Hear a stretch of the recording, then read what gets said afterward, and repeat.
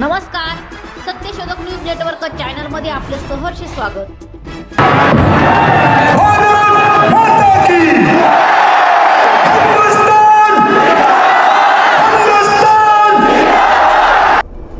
राजस्थान।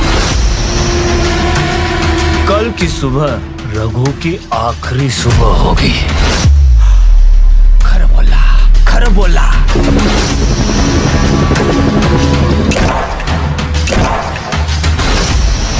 मला मुंबईला शांत बघायचे। यस। ए नाच ग, कसं टांग टांग नाचायला पाहिजे। एकदा का पायी घुंगरं बांधली की आयुष्याच्या शेवटापर्यंत त्यांच्या तालावर नाचवतात। एकदा का ओठ रंगवले की सगळी दुःख काळजात दडपून टाकायची आणि लावणीचा ठेका पकडायचा। असा एखादा कोणीतरी या स्त्रियांच्या आयुष्यात येतो आणि तिला आई होण्याचं भाग्य देऊन जातो। आपलं जगणं म्हणजे उकरड्याची घाण आहे, घाण ज्यात साऱ्या गावची घाण येऊन पडती। गरीब कलावंत बायका ही आणि ही ढोलकी आणि घुंगर म्हणजे त्यांची भाकरी आहे रे। आणि जर तुम्ही त्यांची भाकरीच फेकून दिली तर त्यांनी पोट भरायची कशावर? ए काय हाल चाललं शाळेचं? त्या नाचणारणीच्या पोराला कोण घेत नाही ना खेळायला? मला माझ्या आईचं स्वप्न पूर्ण करायचंय।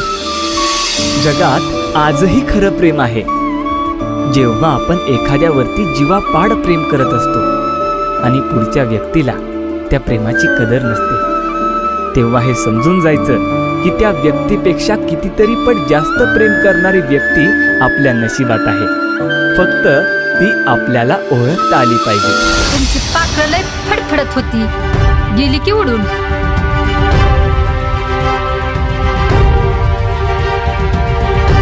लोक म्हणतात ते खरं आहे, नाचणाऱ्या बायच्या पायात जेवढे घुंगरं असतात ना तेवढीच त्यांची माणसं असतात। अरे ज्या घुंगराला आजपर्यंत जगवलं ते घुंगरूच तुझ्यासाठी सोडलं।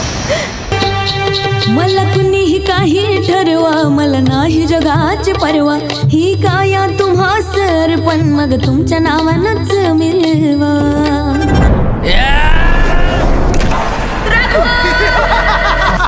त्याचं बालपण गेलं ते घुंगरांचा आणि ढोलकीचा आवाज ऐकत। आज तो UPSC उत्तीर्ण झालाय। प्रत्येकाने पाहावीच अशी अंगावरती काटा आणणारी आणि अवाक करणारी ही मायलेकाची गोष्ट।